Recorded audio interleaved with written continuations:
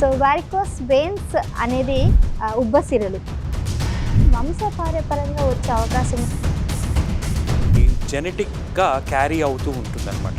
So కొన్నిసార్లు కొన్ని జనరేషన్స్లో skip అవ్వడానికి అవకాశాలు ఉంటాయి. వేరికోస్ వెయిన్స్ అనే విషయాన్ని పూర్తిగా అర్థం చేసుకోకుండా స్కిన్కి ఏదో అయిపోయింది, నల్లగా అయిపోయింది, బొగ్గులో పెట్టి తీస్తే ఎలా నల్లగా అయిపోతుందో అలా అయిపోయేసరికి చాలామంది భయపడిపోతుంటారు. ఈ కలర్ అనేది ఎప్పుడైతే మారుతుందో that is a big time warning. Spider వెయిన్స్కి వేరికోస్ వెయిన్స్కి మధ్య డిఫరెన్షియేట్ ఎట్లా వీళ్ళు గుర్తించాలి? లేడీస్ కానీ లేదంటే ఎవరైనా కానీ ఎలా వీళ్ళు గుర్తించాలి? మనకు లోపల సిరులు అనేవి ఎంత లావుగా ఉన్నాయి, రక్తం అనేది తిరిగి వస్తుందా రావట్లేదా, కేవలం ప్రస్తుతానికి ఓన్లీ స్పైడర్ వెయిన్సే ఉన్నాయా? బట్ నేను విన్నాను ఏంటంటే ఈ వారికోస్ వెయిన్స్ పురుషుల కంటే స్త్రీలలో ఎక్కువగా వస్తుందని అంటున్నారు, నిజమేనా? మనకు హార్మోనల్ చేంజెస్ వల్ల కూడా ఈ వారికోస్ వెయిన్స్ అనేది రావడానికి అవకాశం ఉంది. మీరు ఎక్కువగా వీటి మీదే ఫోకస్ చేశారు కాబట్టి సో మీ దగ్గరకు వచ్చిన పేషెంట్స్లో who is a very critical కండిషన్లో ఉన్నటువంటి పేషెంట్ గురించి చెప్తారండి? There was recently a patient, విజయవాడలో ఒక patient, is a 22-year-old male, 22 ఏళ్ళ male, lorry driver by profession, severe varicose veins అనమాట. నమస్తే. ప్రతి ముగ్గురులో ఒక్కరికి వేరికోస్ వెయిన్స్ సమస్య ఉంటుంది అంటే అతిశక్తి కాదేమో. మరి ఈ సమస్య గల కారణాలు ఏంటి? దీని ట్రీట్మెంట్ విధి విధానాలను తెలియజేయడానికి ప్రస్తుతం మనతో పాటు ఉన్నారు అవిస్ హాస్పిటల్ నుండి డాక్టర్ అవినేష్ గారు, జనరల్ సర్జన్ వారికోస్ స్పెషలిస్ట్. మరి డాక్టర్ గారిని అడిగి ఈ విషయాలు తెలుసుకుందాం. నమస్తే డాక్టర్. నమస్కారం అండి. ఎలా ఉన్నారు sir? I'm good, thank you, thanks a lot. So varicose veins అనేది ఉబ్బసిరలు. సో ఉబ్బసిరలు రావడానికి వంశపార్యపరంగా వచ్చే అవకాశం ఉందని చాలా మంది చెప్తున్నారు, నిజమేనా? ఖచ్చితంగా అండి, ఇది వంశపారంపర్యంగా రావడానికి అవకాశాలు అనేవి చాలా ఎక్కువగా ఉంటాయి. సో ఇంట్లో తాతకు కానివ్వండి, నాన్నకు కానివ్వండి, అమ్మకు కానివ్వండి, మేనమామకు కానివ్వండి, ఇలాగా వారికోస్ వెయిన్స్ అనేది ఉంటే వాళ్ళ పిల్లలకు కూడా రావడానికి అవకాశాలు అనేది ఉంటుంది. అలానే ఫర్దర్ జనరేషన్స్లో కూడా ఇవి రావడానికి అవకాశాలు ఖచ్చితంగా ఉంటాయండి.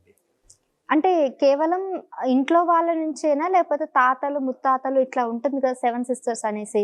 సో ఖచ్చితంగా ఇది మనకి ఏమవుతుంది అంటేనండి, జెనెటిక్గా క్యారీ అవుతూ ఉంటుందన్నమాట. సో కొన్నిసార్లు కొన్ని జనరేషన్స్లో స్కిప్ అవ్వడానికి అవకాశాలు ఉంటాయి. అలానే at the same time skip అవ్వకుండా కూడా తాతకుంటే నాన్నకి రావడం, నాన్నకుంటే అబ్బాయికి రావడం, అలా వాళ్ళ పిల్లలకి కూడా రావడం, ఇలా ఉండడానికి కూడా అవకాశాలు ఉంటాయి. ఇది మ్యూటేషన్ అంటే ఒక సెల్ నుంచే మ్యూటేషన్ అవుతూ ఉంటాయి కదా జనరల్ గా, క్యాన్సర్ కానీ ఇంకేది ఎనీ కైండ్ ఆఫ్ డిసీజెస్, ఇది కూడా అలానే అవుతుంటది? ఇంచుమించు అలానే అని చెప్పచ్చండి. కానీ దీంతో పాటు కొన్ని వేరే అదర్ కండిషన్స్ కూడా ఇన్వాల్వ్ అయ్యి ఉంటాయి. సో అలాంటప్పుడు మనం జెనెటిక్ సిండ్రోమ్స్ అంటూ ఉంటాము. అవి కొంచెం కాంప్లికేటెడ్గా కూడా ప్రజెంట్ అవుతూ ఉంటాయి. హవెవర్ ఆ సిండ్రోమ్ పరంగా వెరికోస్ వెయిన్స్ అనేవి చాలా తక్కువ పేషెంట్స్లో చూస్తూ ఉంటాము. ఎక్కువగా మనకు వంశంలో ఉంటే తిరిగి పిల్లలకి రావడానికి అవకాశాలు ఉండడం, ఇలా ఎక్కువగా చూస్తూ ఉంటాము. At the same time long time standing jobs, long time sitting jobs, ఎక్కువసేపు నిల్చొని పనిచేసే వాళ్ళకి, ఎక్కువసేపు కూర్చొని పనిచేసే వాళ్ళకి, బరువు ఎక్కువ ఉన్న వాళ్ళకి, అలానే పొడుగ్గా ఉన్న వాళ్ళకి ఇవి రావడానికి కూడా అవకాశాలు ఉంటాయండి. ఇవన్నీ కూడా మనకు మగవాళ్ళలో తెలిసిన కారణాలు. ఎట్ ది సేమ్ టైం కొన్ని హ్యాబిట్స్ లైక్ స్మోకింగ్ లాంటివి, అలానే లేడీస్కి ప్రెగ్నెన్సీ టైంలో వచ్చి పెరుగుతూ ఉండడము, అలాగే మెనోపాజ్ ఏజ్ గ్రూప్లో దగ్గరగా ఉన్న వాళ్ళకి రావడానికి హార్మోనల్ చేంజెస్ వల్ల కూడా ఇవి రావడానికి అవకాశాలు ఉంటాయండి. Right doctor. మరి వీటిని మొదటగానే అంటే ఎర్లీ స్టేజ్లో ఎలా కనిపెట్టాలి? వీటిని గుర్తించడానికి ఎనీ సిమ్టమ్స్ ఉంటాయంటారా? ఖచ్చితంగా అండి, మనకు ఎర్లీ స్టేజ్లో గుర్తించడానికి అవకాశాలు ఖచ్చితంగా ఉంటాయి. కొన్నిసార్లు ఏమవుతుందంటే మన కాళ్ళల్లో బయటికి ఏమీ కనిపించకుండా కూడా కాళ్ళు విపరీతమైన నొప్పులు పట్టేసినట్టు అనిపిస్తుంటాయి, పిక్కలు పట్టేయడం, రాత్రి నిద్ర పండుకున్నప్పుడు పిక్కలు పట్టేస్తూ ఉంటాయి. బట్ బయటకు చూస్తే ఏమీ కనిపించవండి. ఇది కూడా వెరికోస్ వెయిన్స్ అనేది లక్షణమే ఖచ్చితంగా. సో దీంతోపాటు ఇది స్టేజ్ 0 అంటాము. స్టేజ్ 1కి వచ్చేసరికి సన్నగా చర్మం పైన ఒక గ్రీన్ కలర్లో కనిపించడం కానీ, బ్లాక్ కలర్లో సన్నగా స్పైడర్ వెబ్ లాగా కనిపిస్తూ ఉంటాయి. సో వాటిల్ని మనం స్పైడర్ వెయిన్స్ అంటూ ఉంటాం అనమాట, స్టేజ్ 1. స్టేజ్ 2కి వచ్చేసరికి మనకు లావుగా తాడుల్లాగా కానీ, పాముల్లాగా కానీ, సన్న పాముల్లాగా కానీ బయటకి తగులుతూ ఉంటాయి, బయటకి తేలి కనిపిస్తూ ఉంటాయి క్లియర్గా. సో నెక్స్ట్ స్టేజ్కి వచ్చేసరికి ఇలా బయటకు కనిపిస్తూ ఉండడంతో పాటు కాళ్ళు వాపులు కూడా క్లియర్గా ఉంటాయండి, స్టేజ్ 3 అంటాము. నెక్స్ట్ స్టేజ్ 4కి వచ్చేసరికి మనకు complicated stage of varicose veins అని చెప్పుకుంటూ ఉంటాము. నేను చెప్పిన సిమ్టమ్స్ ఎలాగంటే మనకు కాళ్ళు బరువుగా అనిపించడము, పిక్కలు పట్టేసినట్టు అనిపించడము, కొంతవరకు న్యూరోపతి వల్ల తిమ్మిర్లు రావడం, సూదులు పొడుస్తున్నట్టు అనిపించడం, మంటలు రావడము, ఇంకా దురదలు రావడము, ఇవన్నీ కూడా వెరికోస్ వెయిన్స్ లక్షణాలు. సో ఈ లక్షణాలతో పాటు మనకు కాంప్లికేషన్స్ ఉంటాయి స్టేజ్ 4లో. లైపోడెర్మటోస్క్లీరోసిస్ అంటాం, వీనస్ ఎగ్జిమా అంటాం. లైపోడెర్మటోస్క్లీరోసిస్ అంటే లైపో అంటే ఫ్యాట్, స్క్లీరోసిస్ అంటే గట్టిపడ్డం, డెర్మాట్ అంటే స్కిన్. సో మన కాళ్ళలో చర్మంతో పాటు చర్మం కింద ఉన్న కొవ్వు భాగం అనేది బాగా గట్టిపడిపోయి నల్లగా కాల్చేసినట్టు అయిపోతుందండి. సింపుల్గా చెప్పాలంటే ఒక కట్టెల పొయ్యిలో కట్ట కాల్చి తీస్తే ఎలా నల్లగా అయిపోతుందో అలాగా అయిపోతూ ఉంటుంది. సో అది కూడా స్కిన్ చేంజ్ అనేది ఉంటుంది. నెక్స్ట్ స్టేజ్కి వచ్చేసరికి కొన్ని రోజులకి పుండ్లు లాగా ఏర్పడడం, ఆ పుండ్లు అనేవి నిదానంగా తగ్గుతాయి. అలా అయితే స్టేజ్ 5 హీల్డ్ అల్సర్ అంటాము. అలా తగ్గకుండా పుండ్ అనేది ఎన్నో ఏళ్ల తరబడి క్రానిక్గా అలానే ఉంటుంది, ఏం చేసినా తగ్గదనమాట. దాన్నే యాక్టివ్ అల్సర్ అంటూ ఉంటాం. ఇవన్నీ కూడా వెరికోస్ వెయిన్స్లో ఉన్న స్టేజెస్. రైట్. ఇప్పుడు మీరు చెప్పిన ఈ స్టేజెస్ అన్ని కూడా సామాన్య ప్రజలకి అర్థం కాదు. సో వాళ్ళు ఇంట్లోనే ఏదైనా ఫస్ట్ కొన్ని సిమ్టమ్స్ గుర్తించిన తర్వాత డాక్టర్ దగ్గరికి వెళ్ళాలనుకున్నప్పుడు ఏ డాక్టర్ని మొట్టమొదటిగా సంప్రదించాలంటారు? ఇప్పుడు మనం గమనించాల్సింది ఏంటంటేనండి, ఫస్ట్ థింగ్ వెరికోస్ వెయిన్స్లో ఉండే సిమ్టమ్స్ ఉట్టి వెరికోస్ వెయిన్స్కి మాత్రమే పరిమితి కావు. సో కాళ్ళల్లో నొప్పులు అనేవి కారణాలు ఉండడానికి చాలా చాలా కారణాలు ఉంటాయి. కాళ్ళల్లో నొప్పులు రావడానికి అది కాల్షియం తక్కువ ఉండడం వల్ల కానీ కావచ్చు, విటమిన్ B12 తక్కువ ఉండడం వల్ల కావచ్చు, అట్లానే రెస్ట్లెస్ లెగ్ సిండ్రోమ్ అంటూ ఉంటాము, ప్రెగ్నెన్సీలో చాలా కామన్. ఐరన్ డెఫిషియన్సీ ఉండడం వల్ల కానివ్వండి, అలానే ఎలక్ట్రోలైట్ ఇంబ్యాలెన్స్, నీళ్ళు అనేది కూడా సరిగా మనం పొటాషియం, సోడియం, క్లోరైడ్ లెవెల్స్ తక్కువ ఉండడం వల్ల కూడా ఈ పిక్కలు పట్టేసినట్టు అనిపిస్తూ ఉంటాయి. సో ఇవన్నీ కూడా రకరకాల కారణాలు ఉంటాయండి కాళ్ళల్లో నొప్పులు ఉండడానికి. ఈ నొప్పులతో పాటు మనకు నరాలు అనేవి బయటకు కనిపిస్తూ ఉంటాయి కొంతమందికి. అలా కనిపించినప్పుడు ఏంటి అంటే సాధారణంగా ఎక్కువ శాతం వెరికోస్ వెయిన్స్ వల్ల ఈ సిమ్టమ్స్ ఉన్నట్టు మనం కన్సిడర్ చేయొచ్చు. సో అప్పుడు మనం దగ్గరలో ఉన్న మీ వారికోస్ వెయిన్ స్పెషలిస్ట్ కానివ్వండి, ఇంటర్వెన్షనల్ రేడియాలజిస్ట్ కానివ్వండి, ఒక ఎక్స్పీరియన్స్ జనరల్ సర్జన్ కానివ్వండి, at the same time vascular సర్జన్ని కానివ్వండి, కన్సల్ట్ చేస్తే వాళ్ళున్న స్టేజ్ బట్టి, వాళ్ళకున్న తీవ్రత బట్టి ఎంతగా ఇబ్బంది పడుతున్నారో, ఆ ఇబ్బంది అనేది వాళ్ళు చేసుకునే పనుల మీద ఎంత ప్రభావం చూపిస్తుంది అనే దాన్ని బట్టి మనకు ఫర్దర్గా ఏమేమి టెస్టులు చేసి నిర్ధారించిన తర్వాత ట్రీట్మెంట్ అనేది ప్లాన్ చేసుకోవడానికి అవకాశం ఉంటుందండి. రైట్. కరెక్టే అండి. కాకపోతే కొంతమంది ఈ వేరికోస్ పెయిన్స్ అనే విషయాన్ని పూర్తిగా అర్థం చేసుకోకుండా స్కిన్‌కి ఏదో అయిపోయింది, నల్లగా అయిపోయింది. ఇందాక మీరు చెప్పారు బొగ్గులో పెట్టి తీస్తే ఎలా నల్లగా అయిపోతుందో అలా అయిపోయేసరికి చాలా మంది భయపడిపోతుంటారు. ముఖ్యంగా లేడీస్. మరి ఈ లేడీస్ ఎప్పుడైతే కాళ్ళు అలా నల్లగా అయిపోయాయని అన్న తర్వాత ఇమ్మీడియేట్‌గా డెర్మటాలజిస్ట్ దగ్గరికి వెళ్తూ ఉంటారు. ఆ ట్రీట్మెంట్ ఆలస్యం అవుతుంది కదా! సో ఎట్లా సార్ మరి వాళ్ళకి? సో ఇప్పుడు గ్రహించాల్సింది ఏంటంటేనండి, కరెక్ట్ పర్సన్ అనే వాళ్ళు ట్రీట్ చేస్తున్న వాళ్ళు ఉన్నట్టయితే దాన్ని వెంటనే ఇదొక వీనస్ ఇన్సఫిషియన్సీ, అంటే మన కాళ్ళల్లో సిరులు వెయిన్స్ అంటూ ఉంటాము. ఇన్సఫిషియన్సీ అంటే పని చేయాల్సిన రీతిలో పని చేయట్లేదని అర్థం. సో అది గ్రహించగలిగితే వాళ్ళు వెంటనే ఇది మా పర్టికులర్ ప్రాబ్లం కాదు, ఇది మనం స్కిన్కి ఏమైనా చేసినా కూడా కేవలం ఆ స్కిన్ అనేది ఎక్స్టర్నల్గా ఏమైనా ఇంప్రూవ్మెంట్ ఉంటుంది, కానీ లోపల ఉన్న స్ట్రక్చరల్ ప్రాబ్లం అనేది ఇంప్రూవ్ కాదు. సో అలాంటప్పుడు వెంటనే దాని కన్సర్న్ పర్టికులర్ స్పెషలిస్ట్ దగ్గరికి రిఫర్ అనేది చేస్తే మంచిదండి. At the same time patients కూడా వాళ్ళకున్న సిమ్టమ్స్ నేను చెప్పినట్టు ఈ కలర్ మారుతూ ఉండడంతో పాటు లోపల కాళ్ళు విపరీతంగా నొప్పులు ఉండడం అలాంటివి ఎక్స్పీరియన్స్ చేసినప్పుడు ఈ కలర్ అనేది ఎప్పుడైతే మారుతుందో that is a big time warning అండి. అంటే చెప్తోంది, మీ శరీరం మీకు చెప్తోంది, ఇదిగో నేను కాంప్లికేట్ అవుతున్నాను, నన్ను పట్టించుకోండి అని చెప్పి. సో చాలామంది ఏం చేస్తారంటే 100లో 80-90 మంది నిదానంగా సరేలే చూసి చూడనట్టు దాన్ని వదిలేస్తూ ఉంటారు. సో ఇదేమి రాత్రికి రాత్రే కలర్ మారదండి, చాలా టైం ఇస్తుంది. ఇన్ఫ్యాక్ట్ చెప్పాలంటే కొన్ని నెలలు కూడా కాదు, కొన్ని ఏళ్ళ నుంచి బాడీ అనేది చెప్తూ ఉంటుంది ఇలా కలర్ మారుతున్నాను, దీన్ని ఖచ్చితంగా మీరు గ్రహించాల్సి ఉంది అని చెప్పి. సో ఏమవుతుంది, అంత టైం డిలే చేసేసరికి అప్పటికి కూడా కలర్ చాలా తీవ్రత అనేది పెరిగిపోతూ ఉంటుంది అనమాట. సో నేను చెప్పేది ఏంటంటే అంతకాలం వెయిట్ చేయకండి. మీరు ఎప్పుడైతే స్లోగా ఈ కలర్ చేంజ్ అనేది నోటీస్ చేస్తున్నారో దాన్ని వెంటనే గ్రహించి మీ దగ్గరున్న వెరికోస్ వెయిన్ స్పెషలిస్ట్ని కన్సల్ట్ చేయండి. ఓకేనా?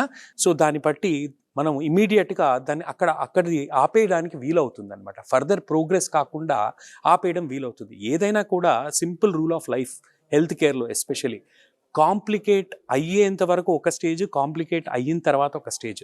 సో కాంప్లికేట్ అవ్వకంటే ముందు మనం దాన్ని సరైన ట్రీట్మెంట్ అనేది చేసి ఆపేస్తే దాని అవుట్కమ్ అంటే దాని రిజల్ట్ కూడా త్వరగాను ఇంకా బెటర్గాను వస్తుంది. అదే ఒకసారి కాంప్లికేట్ అయిన తర్వాత ఖచ్చితంగా వైద్యం అనేది చేయించుకోవాలి, దెర్ ఇస్ నో ఆప్షన్. కానీ ఇప్పుడు మీకు కాంప్లికేట్ అవ్వకముందు ఉండే రిజల్ట్ ఒక 100% అనేది ఉండదులేండి మెడికల్ ఫీల్డ్లో. However probably if you're considering 97-98% success rate ఉంటే కాంప్లికేట్ అయిన తర్వాత ఆ 1% 2% అనేది కూడా కొంచెం తగ్గుతూ ఉంటుంది. సో మేము చెప్పేది ఏంటంటే ఏది కూడా కాంప్లికేట్ అయ్యేంత వరకు వెయిట్ చేయకూడదు. ఈరోజు రంగు మారుతుంది అలా అని చెప్పి రేపు పుండయ్యేంత వరకు ఆగుతానంటే అది మూర్ఖత్వం కింద చెప్పాలి. ఓకేనా? అంటే ఇప్పుడు ఎర్లీ స్టేజ్ లో కనుక మనం గుర్తించినప్పుడు 4 స్టేజెస్ ఉన్నాయి. ఫస్ట్ ఆర్ సెకండ్ స్టేజ్ లో గుర్తించి ట్రీట్మెంట్ సకాలంలో కనుక అందించినట్లయితే ఈ వెరికోస్ వెయిన్స్ రివర్సిబుల్ అవుతుందండి? ఇప్పుడు వారికోస్ వెయిన్స్ రివర్సిబులా అంటే ఇప్పుడు ఉన్న వారికోస్ వెయిన్స్ ఏం చేసినా తక్కువండి. అది మనం ఏం చేసినా కూడా సిమ్టమాటిక్ రిలీఫ్ వరకు వస్తుంది. అంటే ఫర్ ఎగ్జాంపుల్ స్టార్టింగ్ స్టేజెస్లో ఉన్నారు, కాళ్ళు నొప్పులు ఉన్నాయి, సన్నగా కనిపిస్తున్నాయి, లేకపోతే చిన్నపాటి వెయిన్స్ ఉన్నాయి. సో అలాంటి వాళ్ళకి స్టాకింగ్స్ అనేది ఖచ్చితంగా హెల్ప్ చేస్తుంది. ఈ స్టాకింగ్స్ అంటే మనకు అర్థం కావడానికి సాక్స్లు అని చెప్తూ ఉంటాం. ఆ సాక్స్లు అనేది వేసుకోవడం వల్ల సాధారణంగా మనకు ఎలా పనిచేస్తాయంటేనండి, మన కాళ్ళల్లో పిక్క భాగం అనేది రెండో గుండెలాగా యాక్ట్ చేసి శరీరంలో ఈ చెడు రక్తాన్ని కంట్రాక్ట్ అవ్వడం అంటే ఒత్తుకొని రిలాక్స్ అవ్వడం వల్ల రక్తం అనేది పైకి గుండెకి వెళ్తుందన్నమాట. సో ఈ పిక్కలు కూడా సరిగ్గా పనిచేయకపోవడం అనేది చాలా కామన్గా అవుతూ ఉంటుంది ఈ వారికోస్ వెయిన్స్లో. సో దీనిపైన స్టాకింగ్స్ అనేది వేసుకోవడం వల్ల ఆ ప్రెషర్కి మనకు ఒత్తుకొని రక్తం అనేది పైకి ఈజీగా ట్రావెల్ అవ్వడం వల్ల కొంతవరకు రిలీఫ్ అనేది వస్తుంది. సో ఖచ్చితంగా స్టార్టింగ్ స్టేజెస్లో ఉన్న వాళ్ళకి ఈ స్టాకింగ్స్ అనేవి సిమ్టమాటిక్ రిలీఫ్ అంటే నొప్పులు కానివ్వండి, వాపులు కానివ్వండి, చాలా ఇంప్రూవ్మెంట్ అనేది ఉంటుంది. హవెవర్ అవి వాడాల్సిన రీతిలో వాడాలి. అంటే కాన్సెప్ట్ ఏంటంటేనండి, మనకు రోజుకి 24 గంటల్లో మనం 10 గంటలో 12 గంటలో మ్యాక్సిమం పడుకుంటాం నైట్ టైం. సో పడుకున్నప్పుడు మన కాళ్ళు అనేవి ఫ్లాట్గా ఉంటాయి. సో ఫ్లాట్గా ఉన్నప్పుడు ఈ బ్లడ్ అనేది గుండెకి కూడా ఈజీగా వెళ్తుంది అనమాట. హవెవర్ మిగిలిన టైం అంతా కూడా మనం లేచి నిల్చొని ఉండడము, కూర్చొని ఉండడం చేస్తూ ఉంటాం. అంతసేపు నిల్చున్నంతసేపు, కూర్చున్నంతసేపు మన కాళ్ళల్లోనే ఈ రక్తం అనేది నిలువ ఉండడం అవుతుంది.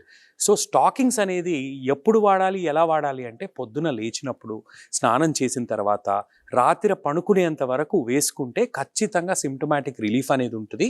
ఈ వారికోస్ వెయిన్స్ తీవ్రత అనేది పెరగకుండా ఆపగలుగుతాం. బట్ ప్రాక్టికల్గా చూసుకున్నట్టయితే మనకుండే వాతావరణానికి రోజుకి 12 నుంచి 15 గంటలు వాడడం అంటే అంత ఈజీ కాదు. సో స్టార్టింగ్ స్టేజెస్లో ఉన్న వాళ్ళు కానివ్వండి, అదే యంగ్ ఏజ్ గ్రూప్లో ఉన్న వాళ్ళు కానివ్వండి, ఖచ్చితంగా వేసుకోగలుగుతారు. ట్రై చేస్తే పెరగకుండా ఆపగలుగుతాం. అదే ఒక ఏజ్ వచ్చేసరికి probably elderly age group 50-55 years ఆ ఏజ్ గ్రూప్లో ఉన్న వాళ్ళకి స్కిన్ అనేది కూడా చాలా చేంజ్ అయి ఉంటుంది, తీవ్రత అనేది కూడా కొంచెం ఎక్కువగా ఉంటుంది. సో ఒక్కసారి స్కిన్ అనేది టెక్స్చర్ మారిన తర్వాత ఎంతవరకు వాడడం వీలవుతుంది అనేది కూడా ఒక పెద్ద క్వశ్చన్ మార్క్. ఎందుకంటే ఈ స్టాకింగ్స్ అనేవి కూడా చాలా టైట్గా ఉంటాయి. కంప్రెషన్ స్టాకింగ్స్ అంటే చాలా టైట్గా ఉంటాయి. సో అవన్నీ కూడా బాగా లాగి వేసుకోవాల్సి వస్తుంది. సో ఒక ఏజ్ వచ్చిన వాళ్ళకి వాళ్ళకే వాళ్ళు స్టాకింగ్స్ తొడుక్కోవడం అనేది కూడా చాలా ఇబ్బంది. ఇంకొక వ్యక్తి అది పనిగా పక్క నుండి హెల్ప్ చేయాలి. ఆ స్టాకింగ్స్ తీసేటప్పుడు కూడా ఇంకొక వ్యక్తి ఉండి తీయాలి.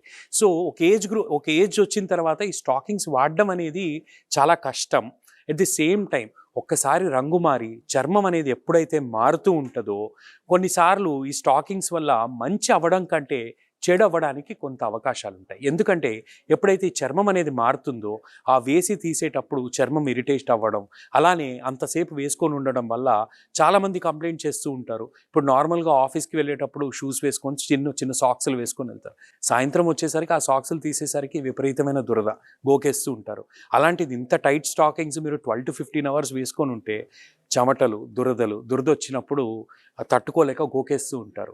ఆల్రెడీ అక్కడ స్కిన్ ఏదైతే ఉందో బాగా సన్నగా ఉంటుంది, ఇరిటేట్ అయిపోయి ఉంటుంది. దానిపైన మళ్ళీ గోకేయడం వల్ల పుండ్లు అనేది స్టార్ట్ అయ్యి ఈ తీవ్రత అనేది మళ్ళీ పెరుగుతూ ఉంటుంది. ఇదంతా కూడా ఒక పెద్ద సైకిల్ అండి.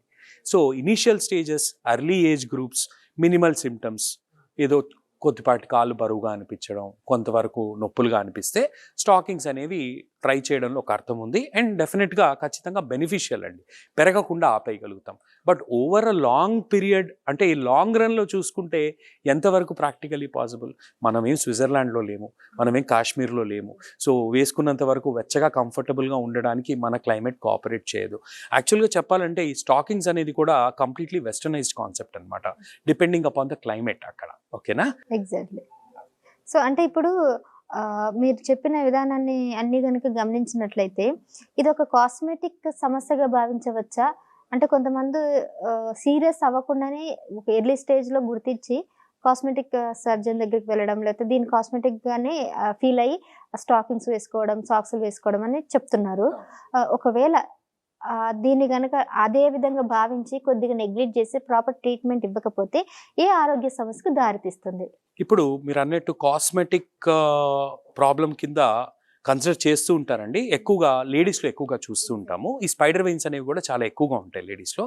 హవెవర్ దాన్ని మనం కన్సిడర్ చేయాల్సింది ఒక కాస్మెటిక్ ప్రాబ్లం కింద కాకుండా ఒక అండర్లయింగ్ ఒక సీరియస్ ప్రాబ్లం కింద డెవలప్ అవ్వడానికి అవకాశాలు ఉన్నాయి అనుకొని దాన్ని ట్రీట్ చేయించుకుంటే బెటర్ అండి. అంటే ట్రీట్మెంట్ అంటే ఖచ్చితంగా ట్రీట్మెంట్ చేయించుకోవడం అని కాదు, అట్లీస్ట్ ఉన్నటివి పెరగకుండా ఆపడానికైనా దానికి చేయాల్సింది చేయాలి. స్టాకింగ్స్ వాడటము, లేకపోతే కొంతవరకు మెడికేషన్ అనేది సిమ్టమాటిక్ రిలీఫ్కి ఖచ్చితంగా హెల్ప్ అవుతుంది. బట్ ఉన్నటివి రివర్స్ అవ్వడం అనేది ఉండదండి. సో ఏంటి అంటే కేవలం ఒక కాస్మెటిక్ సమస్య కింద భావించకుండా దాన్ని, ఇప్పుడు కొంతమందికి ఇది ఒక సోషల్ ఫోబియా ఉంటుందండి. ఎస్పెషలీ మన ఏమంటారు సోషల్ గ్యాదరింగ్స్లో కానివ్వండి, చాలామంది ఇబ్బంది ఫేస్ చేస్తూ ఉంటారనమాట. ఇలా వెయిన్స్ అనేవి సన్నగా కనిపిస్తూ ఉంటే ఆడ్గా ఉంటుందండి, డ్రెస్సింగ్ మాకు ఇబ్బంది అవుతూ ఉంటుందండి అని చెప్తూ ఉంటారు. సో వాళ్ళకి they tend to face lot of difficulty, especially social సర్కిల్లో కానివ్వండి. సో వాళ్ళకి ఏంటి అంటే even though small veins are bothering them a lot. Probably వాళ్ళకి కాలు నొప్పులు లేవు, కానీ స్పైడర్ వెయిన్స్ అనేవి జస్ట్ కనిపిస్తున్నాయి. ఓకే, హవెవర్ వాళ్ళు ఒకలాంటి మెంటల్ ప్రెషర్కి గురవుతూ ఉంటారనమాట. అలాంటి వాళ్ళకి ఖచ్చితంగా మనం క్లాక్స్ అనేది చేస్తూ ఉంటాము ఆ స్పైడర్ వెయిన్స్ కోసం. ఖచ్చితంగా they are very happy about the treatment, ఎందుకంటే చేసిన తర్వాత ఆ వెయిన్స్ అనేవి కూడా చిన్న వెయిన్స్, స్పైడర్ వెయిన్స్ డిసపియర్ అయిపోతూ ఉంటాయి. And they are very happy అనమాట. ముందులాగా సోషల్ గ్యాదరింగ్స్ కానివ్వండి, దే కెన్ హ్యాపీలీ అటెండ్ అనమాట. సో ఇది ఇనీషియల్ స్టేజెస్లో అయితే ఎస్, ఒక కాస్మెటిక్ కన్సర్న్ ఎక్కువగా ఉంటూ ఉంటుంది. కానీ నెక్స్ట్ స్టేజ్కి ప్రోగ్రెస్ అవుతూ ఉంటే మాత్రం దాన్ని ఒక సీరియస్ ప్రాబ్లం కింద కన్సిడర్ చేయాలి. కన్సిడర్ చేయకుండా వదిలేస్తే నేను చెప్పినట్టు ఇందాక ఆ సిమ్టమ్స్తో పాటు మనకు కాళ్ళు రంగు మారడం, విపరీతంగా నల్లగా అయిపోవడం, నెక్స్ట్ పుండ్లు స్టేజ్కి వెళ్ళి లాస్ట్కి వాళ్ళు చేసుకునే పని మీద ఇబ్బంది పడుతుంది అనమాట. సో ఒక ప్రొఫెషన్ అనేది కూడా చేసుకోకుండా దారితీస్తుంది. అంటే ప్రాణాంతకమయ్యే అవకాశం ఏమైనా ఉందంటారా? ఉంటుందండి. However it is very rare. దాన్నే మనం కాంప్లికేషన్ అంటూ ఉంటాము. డీప్ వెయిన్ థ్రాంబోసిస్, పల్మనరీ థ్రాంబోఎంబాలిజం కింద కూడా అవ్వడానికి అవకాశాలు ఉంటాయి. అంటే లంగ్స్ కి ఇప్పుడు మనకు నార్మల్గా బ్లడ్ కి ఒక ప్రాపర్టీ ఉంటుంది. ఏంటంటే బ్లడ్ అనేది మన శరీరంలో రక్తం అనేది ఎప్పుడు కూడా ప్రవహిస్తూ ఉండాలి. అలా కాకుండా ఒకటే దగ్గర ఎక్కువసేపు నిలువ ఉందనుకోండి, ఆ లోపల కొన్ని ఫ్యాక్టర్స్ వల్ల గడ్డ కట్టడానికి అవకాశాలు ఉంటాయి. అలాగా శరీరానికి లోతుగా ఉండే సిరులు డీప్ వెయిన్స్ అంటాం. ఆ వెయిన్స్ లో రక్తం అలానే నిలువ ఉందనుకోండి, రక్తం అనేది గడ్డ కట్టి మనకు ఆ పర్టిక్యులర్ పార్ట్లో సర్క్యులేషన్ అనేది సరిగ్గా అవ్వకపోవడం వల్ల కాలు విపరీతమైన వాపు రావడం, విపరీతమైన నొప్పి అనమాట. అంటే కాలు ఎంత వాపు వస్తుందంటేనండి, మనం ఒక్కసారి చూస్తే జీవితంలో మర్చిపోలేం. డివిటీ, ఖచ్చితంగా ఇది డివిటీ అని చెప్పచ్చు అనమాట. సో చాలా విపరీతమైన నొప్పి ఉంటుంది. అలానే ఆ పర్టిక్యులర్ పార్ట్లో ఉండాల్సిన క్లాట్ ఏదైతే ఉందో పైకి వెళ్ళి, అంటే సర్క్యులేషన్లో ఎక్కడికైనా అల్టిమేట్గా ఈ రక్తం అంతా కూడా గుండెకి చేరాలి. సో వెళ్ళే దారిలో అడ్డుపడితే గుండెకి ముందు ఊపిరితిత్తులు అనమాట.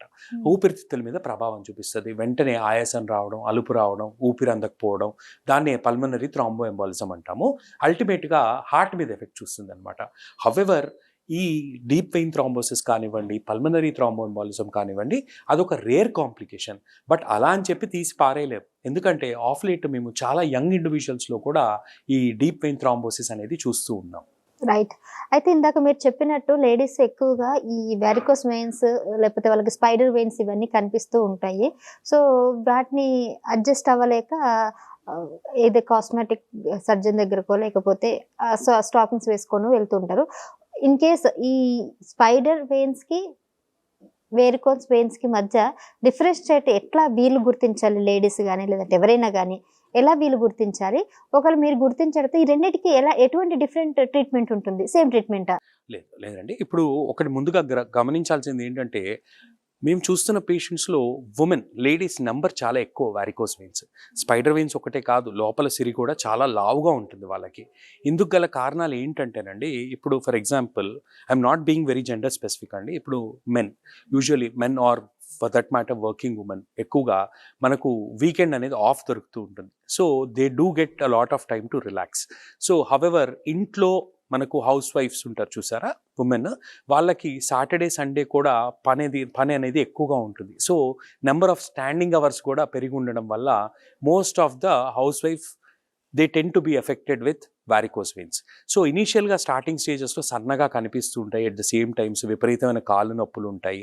సో అలాంటప్పుడు మీ దగ్గరలో ఉన్న స్పెషలిస్ట్ దగ్గరికి వస్తే ఇనీషియల్గా ఫిజికల్ ఎగ్జామినేషన్ అనేది చేసి వెంటనే స్క్రీనింగ్ డాప్లర్ అనేది చేయడం వల్ల మనకు లోపల సిరులు అనేవి ఎంత లావుగా ఉన్నాయి, రక్తం అనేది తిరిగి వస్తుందా రావట్లేదా, కేవలం ప్రస్తుతానికి ఓన్లీ స్పైడర్ వెయిన్సే ఉన్నాయా, అలా కాకుండా లోపల వీనస్ పర్ఫరేటర్ ఇన్సఫిషియన్సీ అంటే పర్ఫరేటర్ ఇన్కాంపిటెన్స్ అంటాము, అట్లానే సఫనోఫీమరల్ జంక్షన్ ఇన్కాంపిటెన్స్ అంటాము, సఫనోపాప్లిటియల్ జంక్షన్ ఇన్కాంపిటెన్స్ అంటాం. ఇవన్నీ కూడా ఉన్నట్టయితే ఇది కేవలం ఒక స్పైడర్ వెయిన్ సమస్య కింద కాకుండా లోతుగా ఉన్న వారికోస్ వెయిన్ సమస్య కింద కన్సిడర్ చేసి ఫర్దర్ ట్రీట్మెంట్ అనేది ప్లాన్ చేసుకోవాలండి.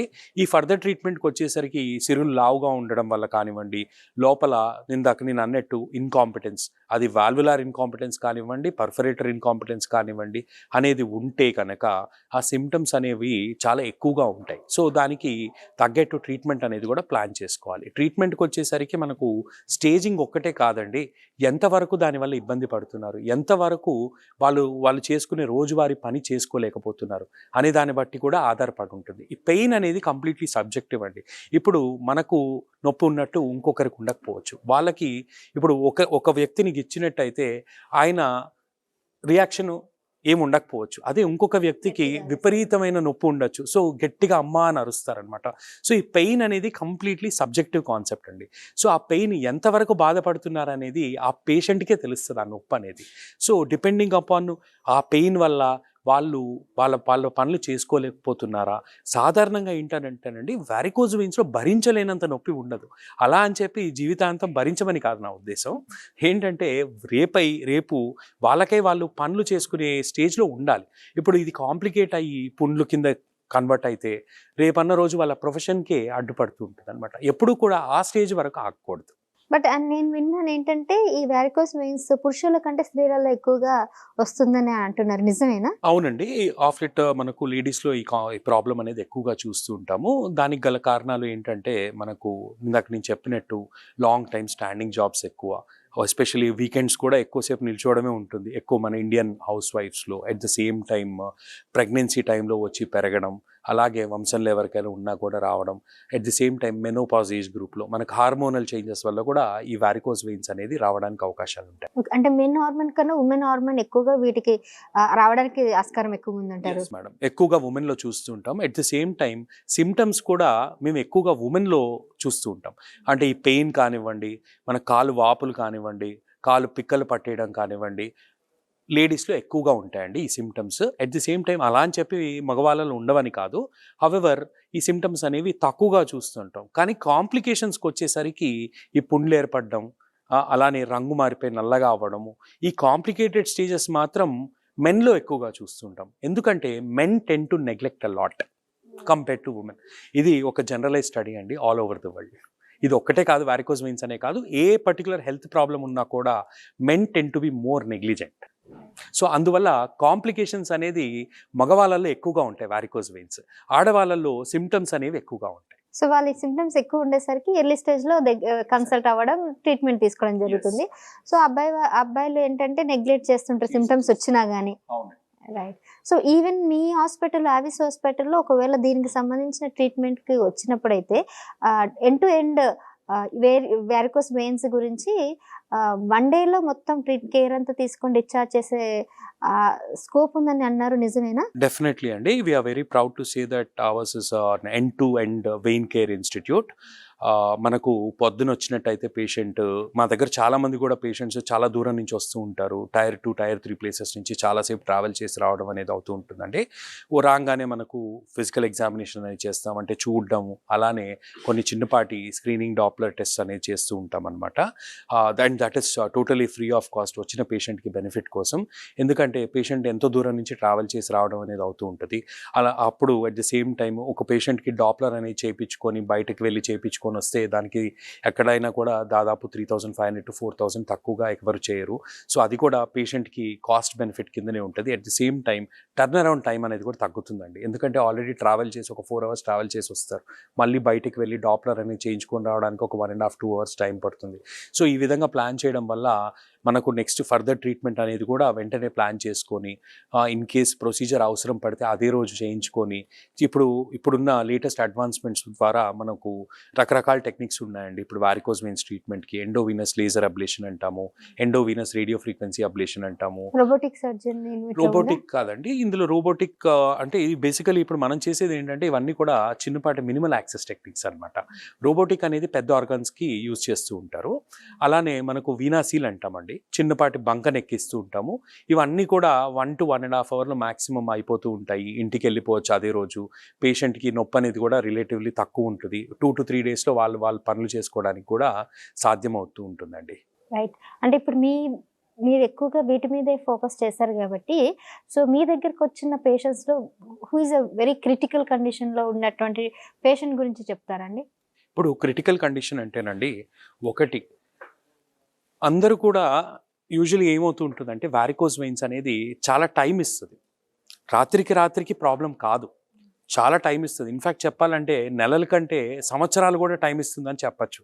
అప్పటికి కూడా చాలామంది నెగ్లెక్ట్ చేసి ఆ పుండ్లు వదిలేయడం వల్ల లాస్ట్కి వాళ్ళ ప్రొఫెషన్ అనేది కూడా వదులుకోవడం అనేది మేము చాలామంది పేషెంట్స్లో చూస్తూ ఉంటామండి. ఎస్పెషలీ టైర్ 2 and టైర్ 3 ప్లేసెస్లో. లాస్ట్కి there was recently a patient, విజయవాడలో ఒక పేషెంట్, హీఈస్ అ 22-year-old మేల్, 22 ఏళ్ళ male, lorry driver by profession, severe varicose veins అనమాట. అన్ఫార్చునేట్గా ఆయనకి బయట చేసిన తర్వాత కూడా రికరెన్స్ అనేది రావడం అయ్యింది. అంటే ఆయన చాలా బరువు కూడా ఎక్కువ ఉండేనండి, బరువు కూడా తగ్గమని చెప్పారు. హౌవెవర్ వెయిట్ లాస్ అనేది కూడా అవ్వలేదు.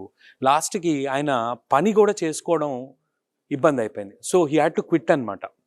సో ఆ పేషెంట్కి విపరీతమైన వాపు ఉండడం, అలానే విపరీతమైన నొప్పి ఉండింది. మళ్ళీ స్కాన్ చేసి చూసినప్పుడు మళ్ళీ రికరెన్స్ మళ్ళీ తిరిగి రావడం అనేది అయ్యింది.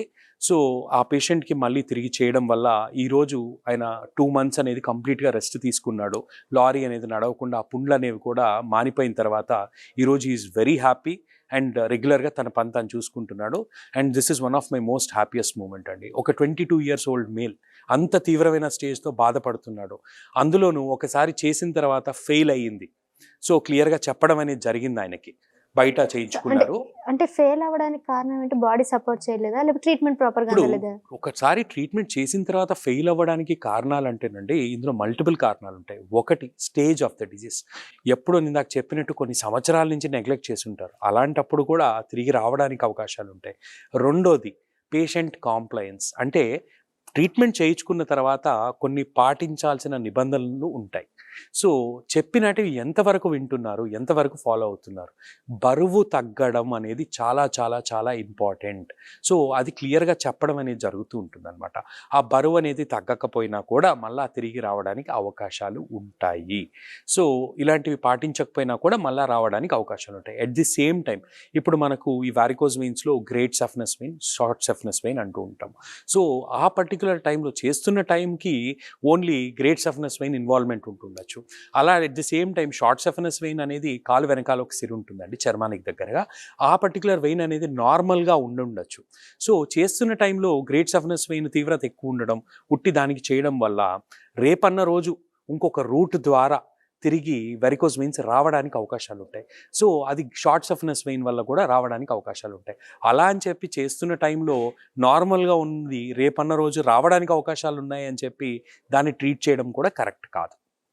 సో ఇలాగ రికరెన్స్ రావడానికి చాలా కారణాలు ఉంటాయి. అండ్ అలాగే ఇప్పుడు ఈ ట్రీట్మెంట్లు ఏవైతే ఉన్నాయో మీరు చెప్పినట్టు అడ్వాన్స్ ట్రీట్మెంట్, లేజర్ సర్జరీ కానీ గ్లూ థెరపీ కానీ, ఈ రెండిట్లో ఏది బెటర్ ఆప్షన్ అంటారు? ఇప్పుడు మనం గమనించాల్సింది ఏంటంటేనండి, ప్రతి procedure, every procedure has its own merits, demerits, advantages, disadvantages.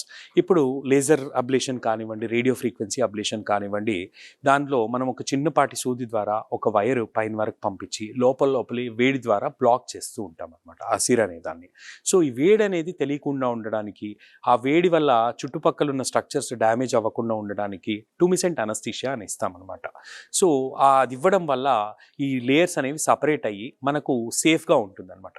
But at the same time అది చేస్తున్నప్పుడు ఆ ట్యూమిసెంట్ అనస్థీషియా అనేది మనం చిన్నపాటి ఇంజెక్షన్స్ ద్వారా ఇస్తుంటాం. సో పైన తొడ దగ్గర నుంచి కాలు కింద వరకు ఇస్తూ ఉంటాం.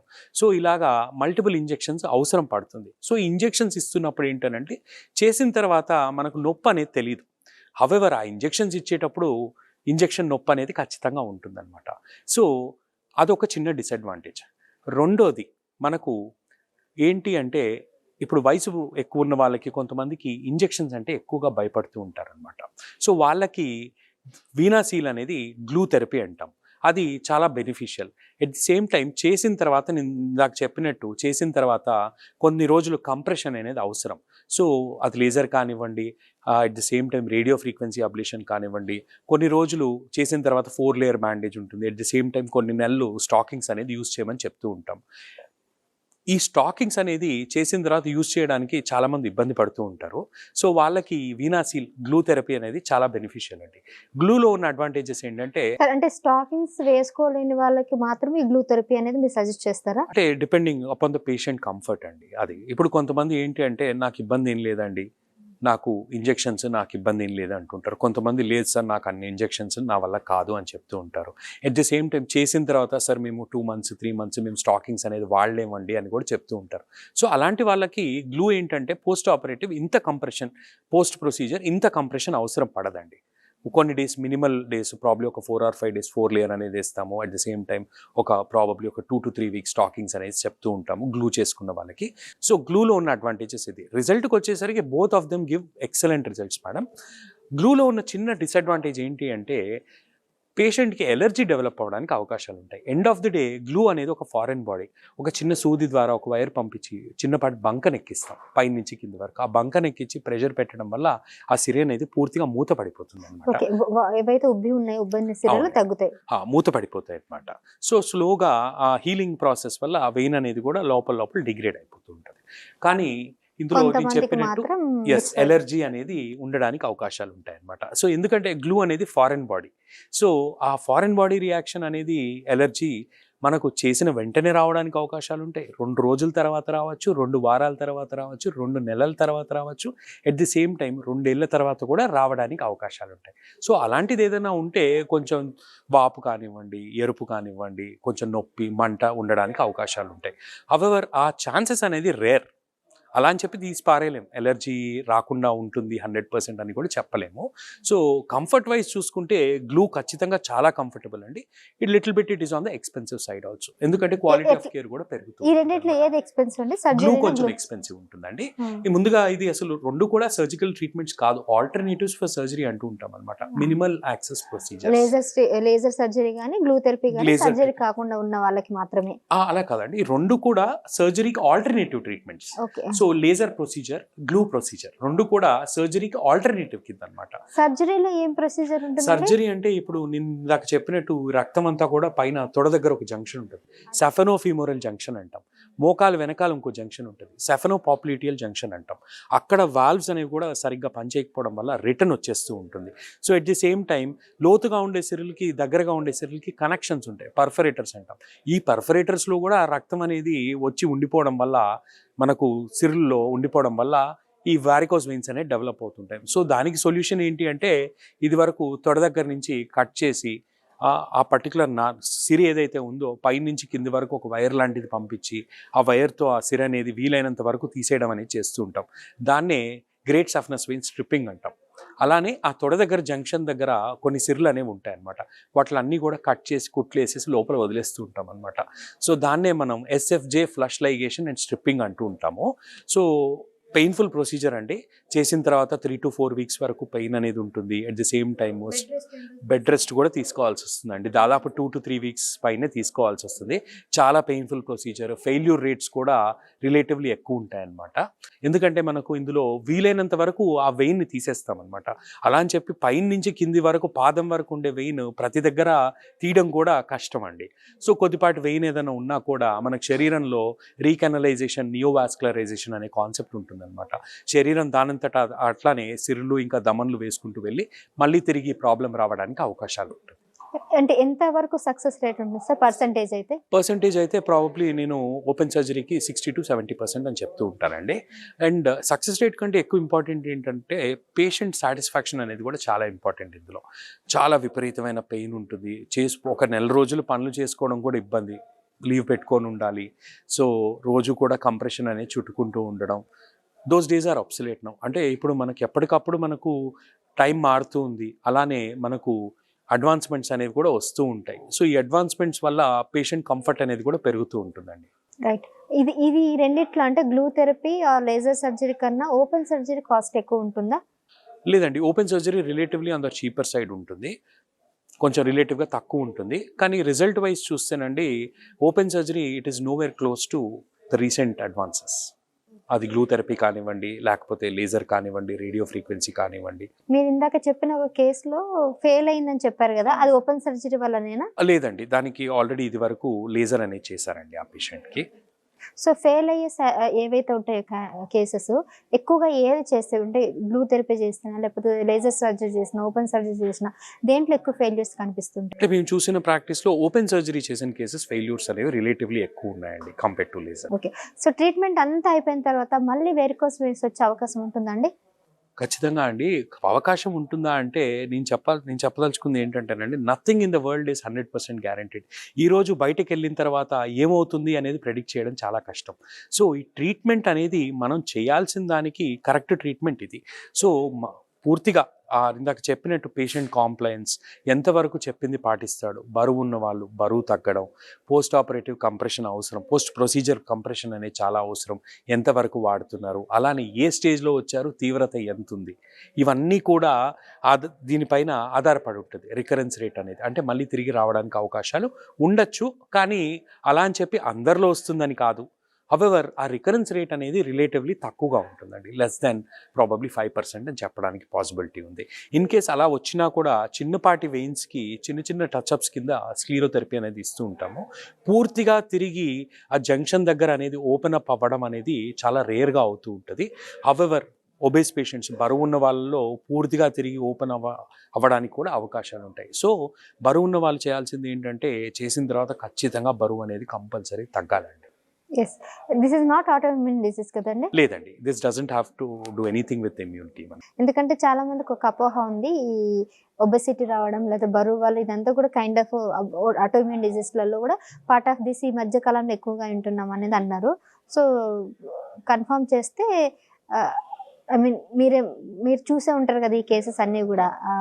ఇంతకుముందు మయోసైటిస్ కానీ లేదంటే ఆర్థరైటిస్ కానీ ఇవన్నీ కూడా ఒకసారి వచ్చాయంటే అది తొందరగా పోవు అంటారు.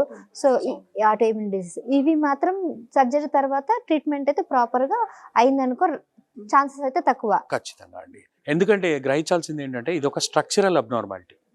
ఓకే, సో లోపల ఒక స్ట్రక్చరల్ ప్రాబ్లం ఉంది.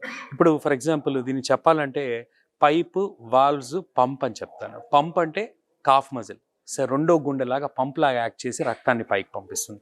పైప్ అంటే సిరి, వెయిన్ పైప్ లాగా.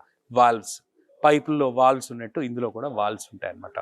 సో ఈ వాల్వులార్ ప్రాబ్లం వల్ల కానివ్వండి, వెయిన్ వాల్ ప్రాబ్లం వల్ల కానివ్వండి, వయసు పెరిగే కొద్దీ ఈ వెయిన్ వాల్స్ అనేవి కూడా వీక్ అవుతాయి అన్నమాట. ఎలాస్టిక్ నేచర్ పోతుంది. స్మోకింగ్ హ్యాబిట్స్ ఉన్న వాళ్ళకి కొలాజన్ ఎంజైమ్ డెఫిషియన్సీ వల్ల కొంతవరకు వెయిన్ వాల్స్ అనేది ఎఫెక్ట్ అవుతూ ఉంటాయి. సో ఇవన్నీ కూడా స్ట్రక్చరల్ డిఫెక్ట్స్.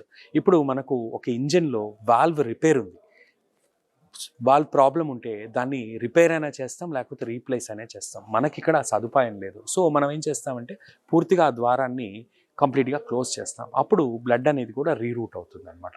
సో ఒక స్ట్రక్చరల్ డిఫెక్ట్ ఉన్న ప్రాబ్లంకి మందులు సిమ్టమాటిక్ రిలీఫ్ కోసం పనిచేస్తాయి తప్పితే లోపల ఉన్న స్ట్రక్చరల్ డిఫెక్ట్ని ట్రీట్ చేయలేవు. ఎగ్జాక్ట్లీ.